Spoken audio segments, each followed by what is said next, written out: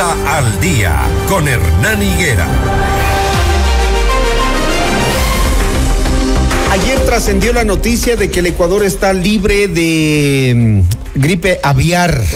Luego de 2 años y medio, la influenza aviar, según informó la Organización Mundial de la Salud Animal, de acuerdo con la Agencia de Regulación y Control Fitosanitario, el país lleva 721 días sin brotes de la enfermedad en granjas comerciales.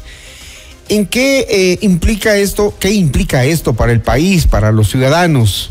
Se ha dicho que favorecerá, por supuesto, a la producción nacional y a la apertura de más mercados internacionales. Pero analicemos el tema rápidamente con Diana Espín, directora ejecutiva de la Corporación Nacional de Avicultores del Ecuador. Diana, buenos días, bienvenida.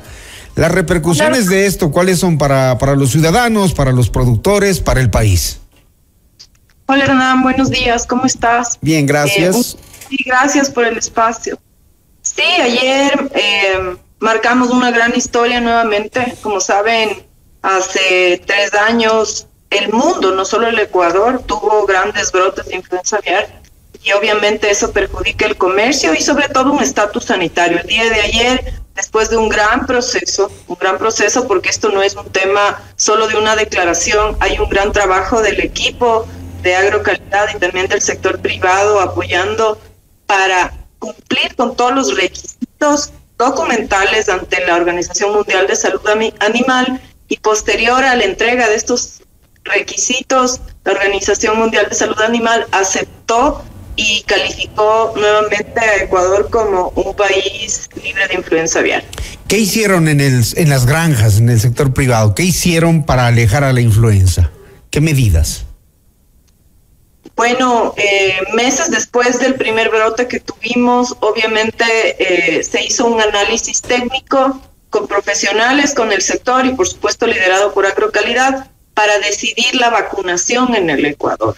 Para vacunar no es precisamente y solo la decisión, sino que hay un proceso de incluso aprobar qué tipo de vacunas, según la Organización Mundial de la Salud y la ley ecuatoriana, pueden ingresar a nuestro país y pueden ser usadas por los avicultores.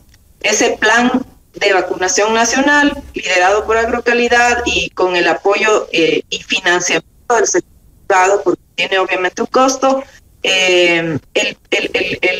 las empresas y los productores, en especial de postura, iniciaron un proceso de vacunación porque, lógicamente, cumpliendo no solo una vacunación, sino periodos continuos y varias dosis de vacunación durante estos años. Ok, esto nos va a permitir mejorar la producción y exportar carne. ¿El Ecuador exporta carne?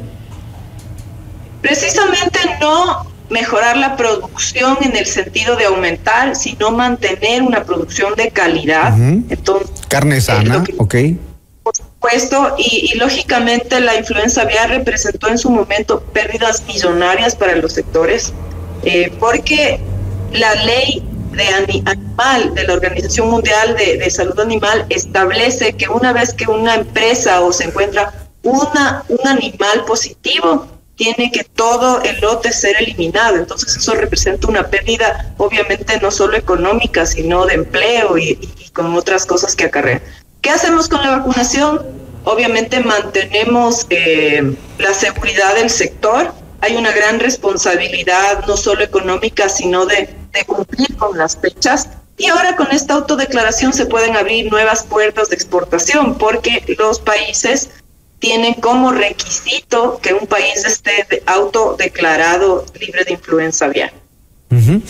¿Y cómo cuidamos que no nos llegue de los países vecinos? ¿Ahí a quién le toca?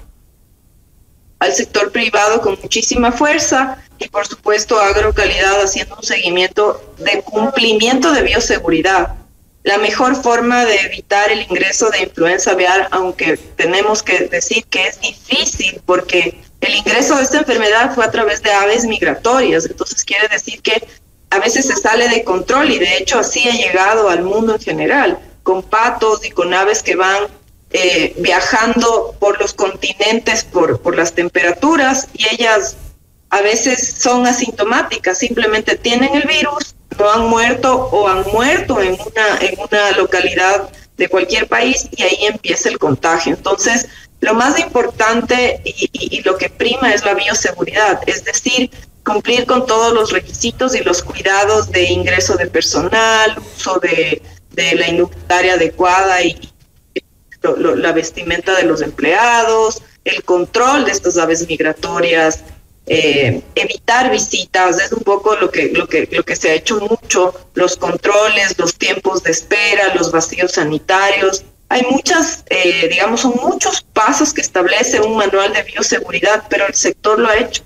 Entonces hay que rescatar y felicitar a ese sector avícola que se ha esforzado muchísimo por mantener esta bioseguridad, y la idea es mantenerla en el tiempo porque puede venir en cualquier momento. Hemos oído de Estados Unidos, de Brasil, que es una gran potencia mundial productora de proteína animal avícola, y lamentablemente se le ha presentado y se sale de sus manos a veces el control por estas aves o el manejo.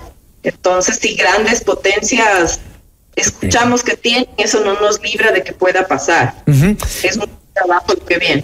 Mirando un poquito hacia atrás, porque a veces la memoria es corta, recordamos que el Ecuador se declaró en emergencia zoosanitaria en enero del 2023, cuando una niña de 9 años fue reportada con esta enfermedad, pero creo que el contagio en aves se dio antes, ¿no? ¿Las pérdidas de cuánto fueron, Diana? Bueno, el contagio sí se dio en una niña, luego se demostró que hubo manipulación de probables animales enfermos. Positivamente no pasó de ahí, la niña se recuperó. Pero en el inicio, cuando se dieron estos brotes, pasó especialmente en aves de traspatio. Las aves de traspatio son las que a veces las personas o tienen su gallina atrás, 1 o 2 animales, o compran animales en el mercado y llevan a su casa. Ese fue el foco de contaminación. En el primer brote que tuvimos en Ecuador, ahí sí fue en aves de producción, es decir, de granjas que eran usadas específicamente, se dio en postura, es decir, en las aves que ponen huevos. Las pérdidas fueron millonarias, se eliminaron, básicamente, se sacrificaron sobre las 500,000 aves, y eso afectó lógicamente a granjas completas porque los propietarios de estas instalaciones tuvieron que sacrificar a todos sus animales, no únicamente los enfermos, y obviamente cuando hay cercanía en una granja cerca de la otra, es más que probable y seguro que haya una transmisión. Entonces ese es un poco lo que establece la norma sanitaria, además de que si las aves están enfermas, básicamente ya no son productivas o su productividad es casi nula o mínima. Mira que nos habíamos olvidado de ese dato, ¿no? Los 500,000 animales sacrificados en el país y las pérdidas, por supuesto, para los productores. Afortunadamente hoy el país ya está libre de esa enfermedad, 721 días sin brotes en granjas comerciales, y esperamos que la producción nacional repunte y sobre todo se aperture los mercados nacionales e internacionales. Gracias, Diana, muy gentil. ¿Verdad? Muchas gracias a ustedes. Yo simplemente despedirme y decir felicidades a este gran sector que genera más de 300,000 empleos, que mueve un PIB nacional del 4% y que por sobre todo alimenta al Ecuador con proteína de calidad. Ese es el gran objetivo, y ya no solo queremos alimentar acá en el Ecuador, sino al mundo.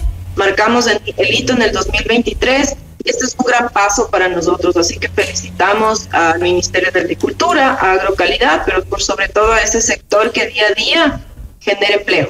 Muchas Síganlo gracias, haciendo, por favor. Síganlo haciendo porque el país necesita de gente como ustedes para que trabajen y hagan crecer a las empresas nacionales, precisamente por el empleo que se necesita para miles de ciudadanos en el país. Gracias, Diana, muy gentil.